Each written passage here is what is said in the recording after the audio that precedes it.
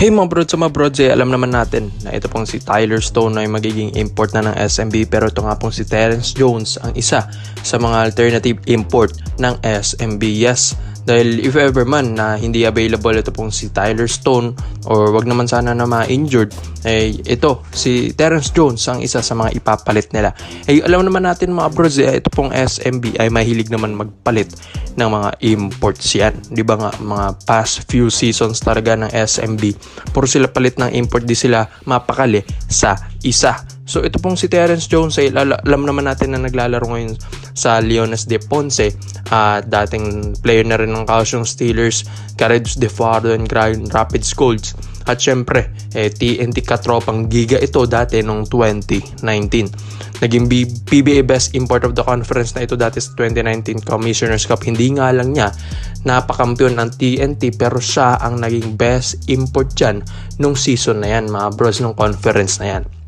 Alam naman natin na ito pong si Terrence Jones, yung kakayahan nito, ito nga pong si Jones ay talagang malakas na player. Kung makikita nyo naman, halos all-around type na player ito pong si Jones, ala NBA talaga. Dati nga, 2012 to 2016, Houston Rockets na yan. 2017, Milwaukee Bucks. Tapos bumalik pa yan dati, 2019, Houston Rockets ulit. Kaya nga itong si Jones ay talagang makikita nyo na kondisyon pa ang kanyang katawan at ala NBA player pa ang laruan na ito. Kung mapapansin nyo at kung maaalala nyo, dati siya ang isa sa mga nakablangka kay LeBron James. Ngayon ang paparating na Commissioner's Cup, maraming imports nga ang malalaki na kukunin ngayon ng mga ibang koponan mga brods. So itong si Jones ay alam naman natin, isa ito sa magiging magandang import kung sakali man ng SMB. Yung Tyler Stone kasi nauna na yun. Isa na yun sa mga talagang kinukuha na ng SMB last season pa.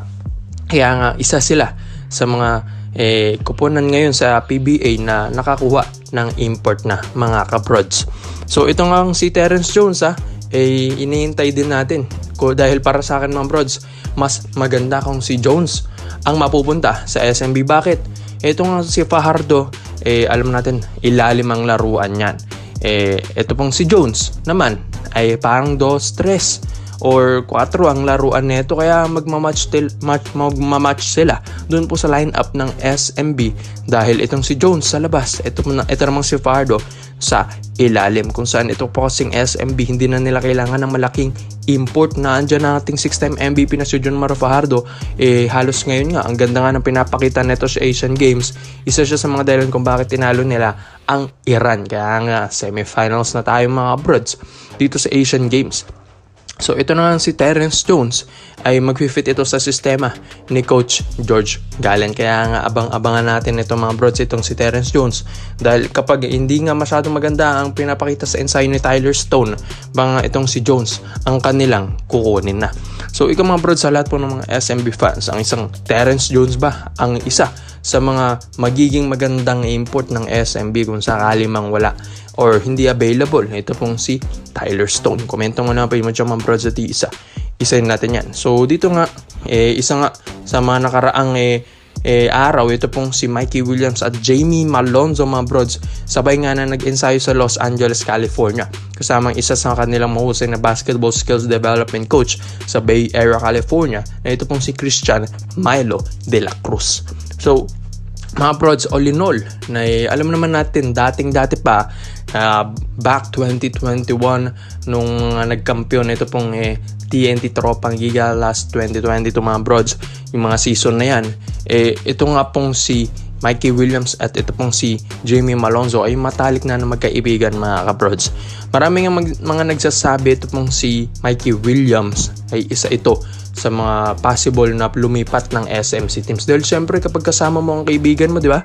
Magdidiskusyon kayo ng mga sahod nyo, yung mga performance and yung mga magagandang benefits ng teams. Kaya nga ito pong si Jamie Malonzo, alam ko hinahatak na rin ito pong si Mikey Williams dito po sa Barangay Nebra San Miguel. Hindi naman natin sinasabi na magpapatrade agad, di ba, si Mikey Williams, pero mga bro, step by step. At syempre alam naman natin na ito pong Barangay Nebra San Miguel, isa sila sa malaki ang bigayan sa sahuran mga brods. Ito pong si Mikey Williams naman sa TNT Tropang Giga, ang laki naman din kasi ng sinasahod nito. Pero pagdating naman sa sahuran talaga, bonuses at iba pa, iba pa rin ang bigayan sa Barangay Ginebra San Miguel. Kaya nga 'di ba, halos lahat naman ng mga players gusto nila sa Barangay Ginebra San Miguel. At ito nga pong si Mikey Williams, isa nga ito sa mga malakas na player talaga ng PBA. Super rookie nga ito nung pumasok sa PBA mga brods, dahil hinog na. Malakas naman talaga itong si Mikey. Dito nga sa Barangay Ginebra San Miguel, kung mapunta itong si Mikey Williams mga brods, ang lakas na lalo ng Ginebra. Di ba nga? May mga rookies na ito ng Ginebra. Sinasabi nila loaded ng guard. So yun nga, hindi naman nila pinapirma yung mga rookie like Kim Aurin.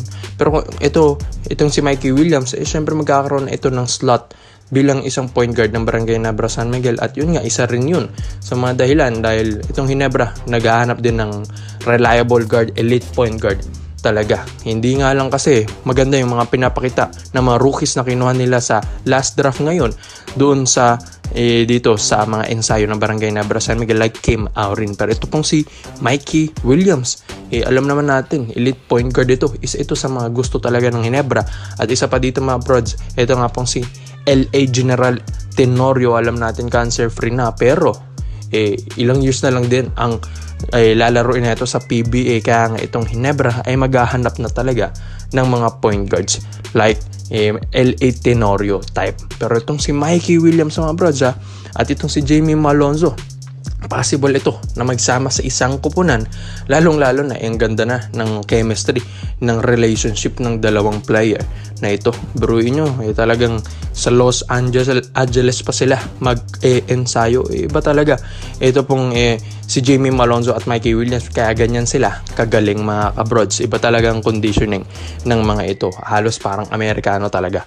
Siyempre alam naman natin yung kakayahan ng isang Mikey Williams, super scorer, super rookie. Dati nga ito, maaasahan mo talaga ito mga brods pagdating sa scoring, non-stop scoring. Ito pong si Mikey Williams mga brods talagang nag-iinit ito. At maski nga si Jordan Clarkson na napanood dito sa Araneta Coliseum, nakita yung laruan ni Mikey Williams, napahanga rin ang isang ating NBA kababayan na si Jordan Clarkson kay Mikey Williams. So iba naman kasi si Mikey Williams. So ikaw mga brods, sa tingin nyo ba ang isang Mikey Williams ay bagay ba sa Barangay Ginebra San Miguel? Sa komento mo lang ang opinion mo dyan mga brods, at isa natin yan. So salamat po sa panonood mga brods.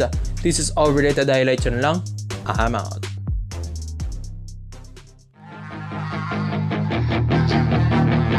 Yeah, she's got some nice long hair, and you know that she's a bad chick. All the boys stare, can't help it, it's a habit. Clothes that she